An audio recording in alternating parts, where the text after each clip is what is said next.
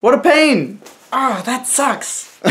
Hello and welcome to Veduto Day 6. I'm Tom, President and Dictator for Life of 515comics.com. I'm recording this video for the second time because I went to put it onto my computer and it was gone?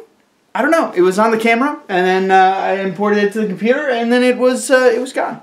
It just lost in transit, I guess, which is pretty cool. Anyway, so today I wanted to talk about a video that my buddy Shanti sent to me a couple weeks ago, or maybe just last week. Anyway, it is a video called 4 Time-Saving Tips from a Guy Who Spent 13 Years Drawing a Comic. As a guy who has spent 11 years working on his current comic, I was keenly interested in what this guy had to say. Basically, so the guy who made the video is named Lars Martinson. And I had never heard of him before, but I actually really want to check out his comic because it looks amazing.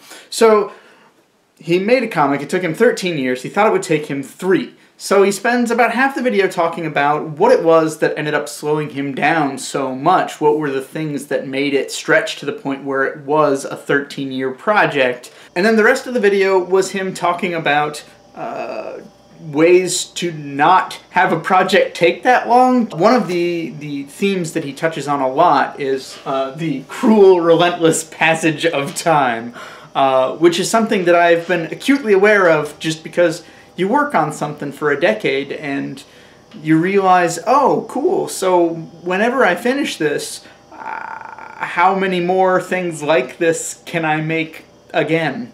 How many decades do we have to work on projects like this?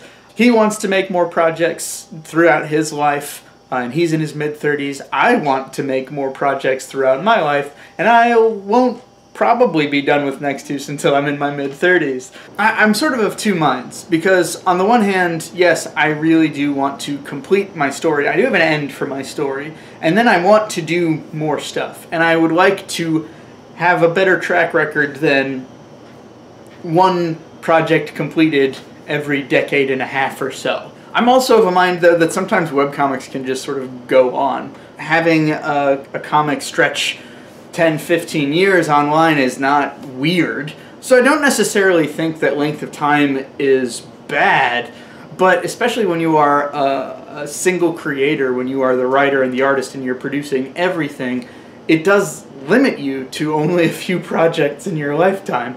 Which, again, if that's what you want, that's fine. I want to see Next 2 through to the end, and I want to see it all in print, and boy, that'll be a really great day when that happens, and I'm looking forward to it. Does it mean that, that I will only tell epic long stories, and that I'll only be able to tell a couple stories to completion in my lifetime? Maybe. Does it mean that I'm not ever going to tell an epic story again, and I'm just going to do short stories?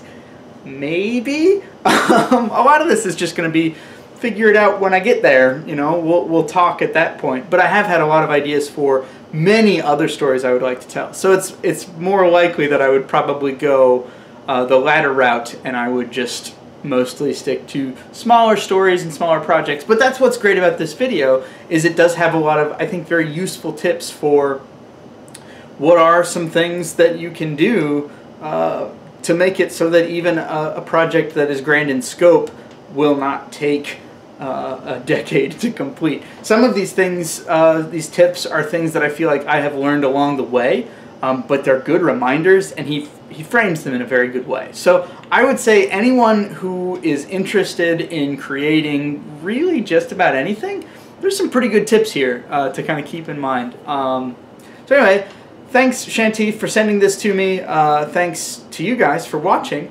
I will see you tomorrow, and you guys keep your stick on the ice. On the other hand, though, I also feel like webcomics sometimes just sort of go on. That's kind of what they... Oh no, my battery, no! Oh God! Ah! Everything is wrong. Ah! Good gravy. Okay. Are we going? We're going. Oh my gosh.